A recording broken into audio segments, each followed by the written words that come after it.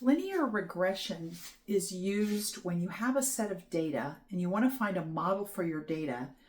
And something you notice about the data is that it's not linear, but it's almost linear.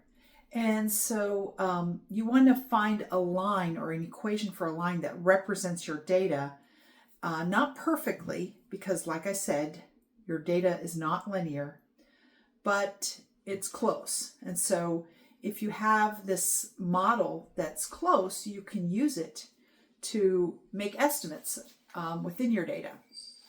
So here we have an example. John is keeping track of the gallons of gas used on 5 business trips.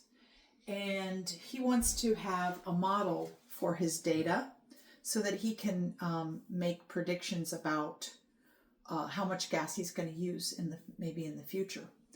And so he has here miles driven, which is the input into the model, and the output is the number of gallons of gas that he uses for that trip. So if we calculate the slope between points, let's just do that.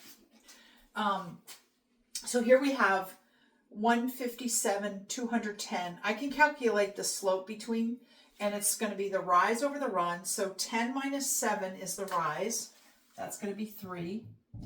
And 200 minus 150 is going to be your run. And so that gives us approximately 0.06.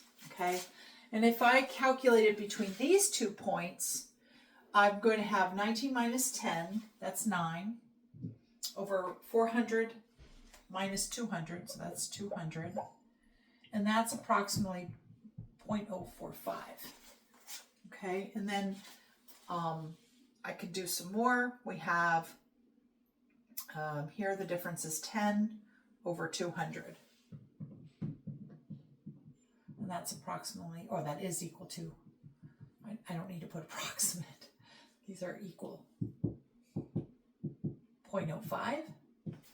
And then here, the difference is 32 over 400, which is equal to 0.08. Okay, so you can see I'm calculating the slope, but it's not, if this were a linear model, strictly linear, these would all be identical. But they're not identical, but they're close.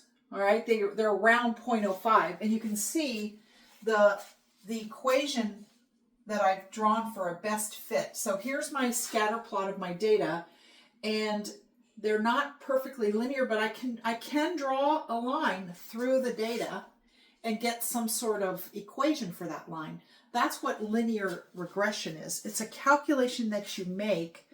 And it's a very, it's kind of complicated calculation. So we're going to use our calculators. You're going to use a TI 8384 or TI 8384 plus. Those are the recommended calculators for this course. You're not allowed to use a symbolic calculator for the exam. So make sure you get the right calculator. And then you're going to plug this data into your calculator. And this is the line that they give you for the best fit of the data using linear regression. There is a document in Folio that shows you how to use the calculator. But if you want to get specific instructions for your model of calculator, what I suggest that you do is go onto YouTube and type in the name or the model of your calculator, and then type in linear regression, and you'll get videos come up to show you exactly how to do enter the data into the calculator to get your line of best fit. And another comment I want to make is the x-axis, which in this case represents miles traveled, versus the y-axis, which represents gallons. The y-axis depends on the x. The y variable depends on the x variable. So we say that this miles traveled is the independent variable, and the gallons depends on how many miles you travel. So that is the dependent variable. And usually we always plot the independent variable, the input, on the x-axis. And the way you can remember that is input, independent. They both start with in. And then the vertical axis is the output. That's your dependent. The output depends on the input. So that's the dependent variable. So that's just some terminology that you should be aware of, because I think in the homework they do ask you, or they talk about the independent and dependent variable.